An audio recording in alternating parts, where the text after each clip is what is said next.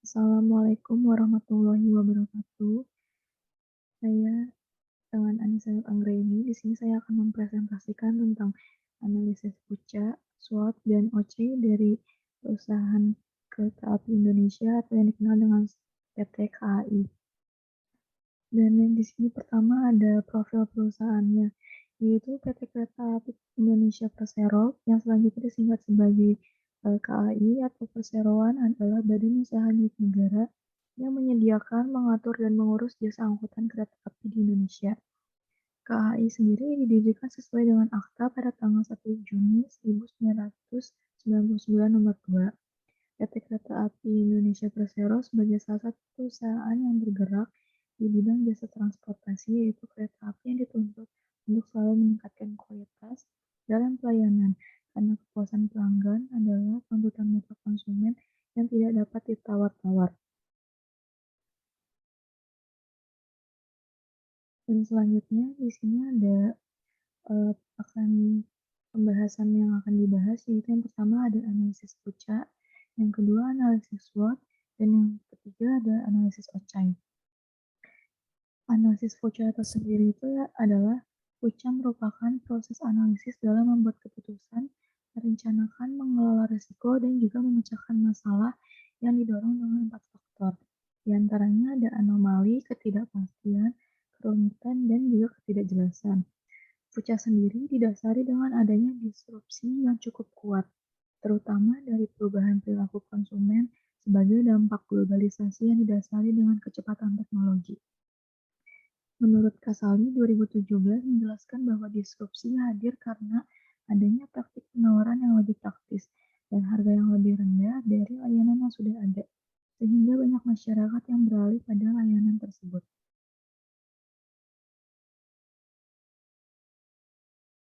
Dan selanjutnya di sini ada analisis puncak, yaitu yang pertama ada volatility, yaitu uh, volatility atau anomali adalah situasi di mana bisnis akan menghadapi situasi yang tidak menentu. Dan yang kedua ada uncertainty, yaitu ketidakpastian ketika sudah mengetahui hubungan sebab akibat, namun belum mengetahui apa yang harus dilakukan. Yang ketiga di sini ada complexity, yaitu situasi di mana bisnis akan menemui kesulitan dalam menjalankan usaha. Dan yang terakhir ada ambiguity, yaitu pada tahap ini pelaku bisnis dihadapi dengan ketidakjelasan terhadap kondisi bisnis. Dan di sini yang pertama volatility dalam PT KAI, yaitu PT KAI telah mengakui bahwa teknologi mengubah semua perilaku penumpang kereta api dari yang tadinya konvensional berubah menjadi digital. PT KAI yang dari awalnya sangat konvensional pun harus berubah ke digital untuk menambah kenyamanan penumpang PT KAI. Dan PT KAI itu sendiri melakukan berbagai kolaborasi dengan para online travel agent ternama seperti Traveloka dan lain sejenisnya.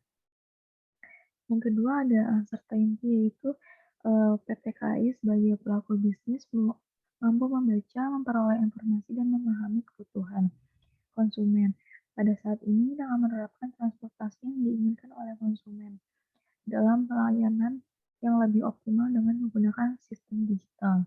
Keputusan PT KAI dalam mengoptimalkan pelayanan tersebut sudah tepat, karena dengan adanya perubahan tersebut, konsumen menjadi lebih mudah dalam menggunakan teknologi digital saat ini. Yang ketiga di sini ada complexity atau situasi yang kompleks dalam persaingan bisnis. PT KAI di sini mampu menghadapi situasi dengan membangun regulasi dan koneksi dengan bisnis lain dan terus menjalin komunikasi untuk meningkatkan kerjasama digital dengan bekerja sama bersama General Electric atau GE Transportation untuk memenuhi kebutuhan dalam rangka peningkatan kualitas perkereta apian di Indonesia untuk menjadi lebih mudah dan lebih baik untuk kenyamanan dan pelayanannya. Dan yang terakhir ada ambiguity, yaitu dengan hadirnya PT KAI memberikan pelayanan digital kepada konsumen, memberikan sebuah manfaat yang sangat besar daripada angkutan penumpang dan juga angkutan barang. PT Kereta Api Indonesia terus berupaya meningkatkan daya tahan perusahaan di masa pandemi ini dengan berbagai langkah yang akan kereta api lakukan, yaitu meliputi transformasi digital, organisasi, dan juga proses bisnis. Dan di sini ada selanjutnya kita mau analisis SWOT. Analisis SWOT sendiri menurut Rangkuti adalah identifikasi faktor secara sistematis untuk merumuskan strategi perusahaan. Untuk mencapai visi, tujuan, sasaran, serta kebijaksanaan perusahaan yang telah ditetapkan, manajemen perlu dua faktor, yaitu faktor secara internal dan juga faktor secara eksternal.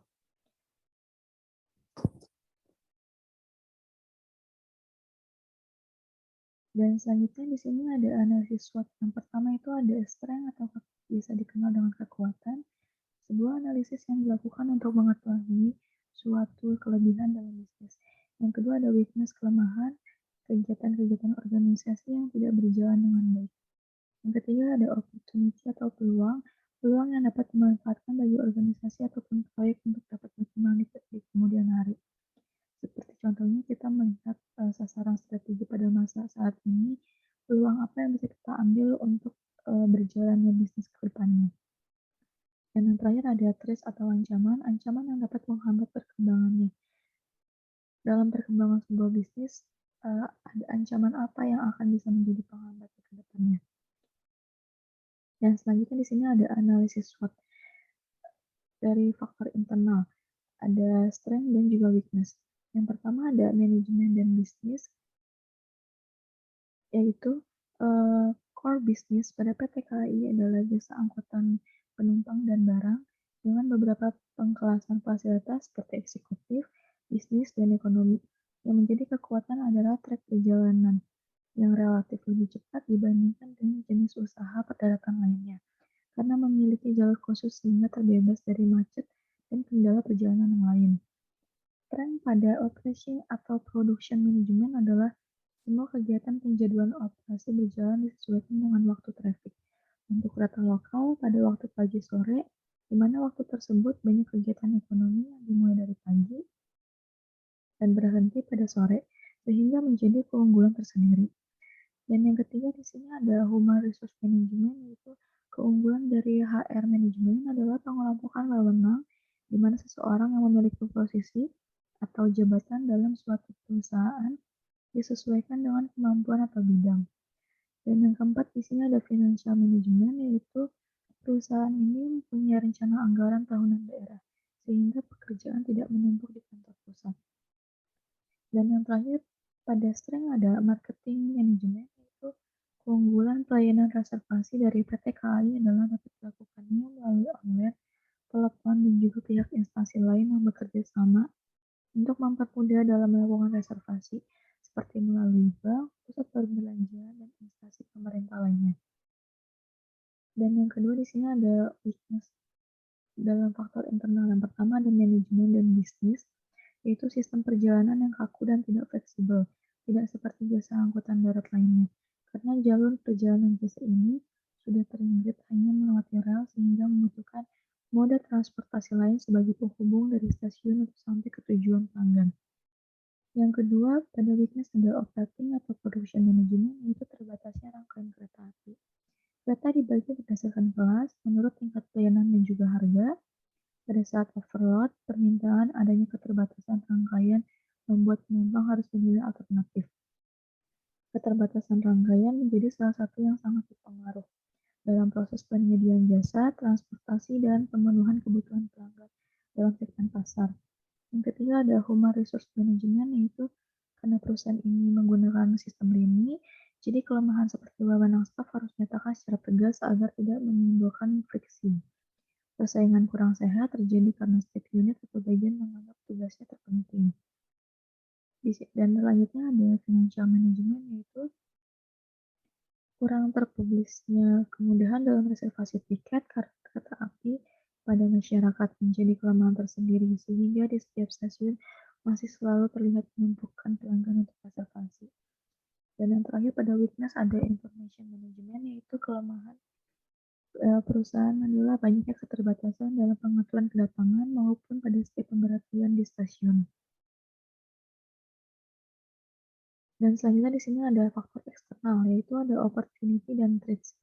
Pada opportunity yang pertama ada supplier, yaitu PT Inka sebagai satu-satunya supplier ketika kereta api merupakan sebuah peluang jika dilihat dari segi ekonomi dan efektivitas biaya operasional dalam penyediaan kebutuhan prasarana dan sarana PT KAI.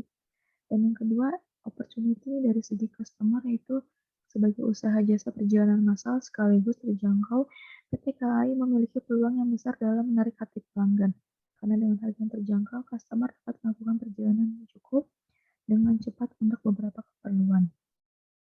Yang ketiga di sini ada kompetitor, yaitu sampai saat ini usaha kereta api masih termonopoli oleh PT KAI sehingga peluang ini sangat menguntungkan karena tidak memiliki usaha sejenis sebagai kompetitor. Dan yang terakhir government, yaitu PT KAI perusahaan BUMN sehingga tidak terlalu mengejar profit seperti perusahaan swasta lainnya karena dukungan subsidi oleh pemerintah kepada perusahaan BUMN. Dan yang terakhir di sini ada risk dalam faktor eksternal. Yang pertama ada supplier, yaitu beberapa tahun terakhir ini penyedia kebutuhan sarana dan prasarana harus didapat dari impor negara lain. Hal ini dapat menjadi ancaman kepada perusahaan. Dan yang kedua ada customer, yaitu pelayanan yang kurang maksimal terhadap pelanggan akan menjadi ancaman tersendiri apabila tidak cepat teratasi. Yang ketiga ada kompetitor, yaitu wacana masuknya BUMN sektor kekeretaapian juga harus dilihat sebagai ancaman. Dan yang terakhir ada government pada triks, yaitu keterbatasan subsidi pemerintah untuk PT KAI menjadikan BUMN ini merugi dalam penyelenggara kereta api ekonomi. Ada kelas ekonomi yang paling banyak menyerap kemampuan pelanggan.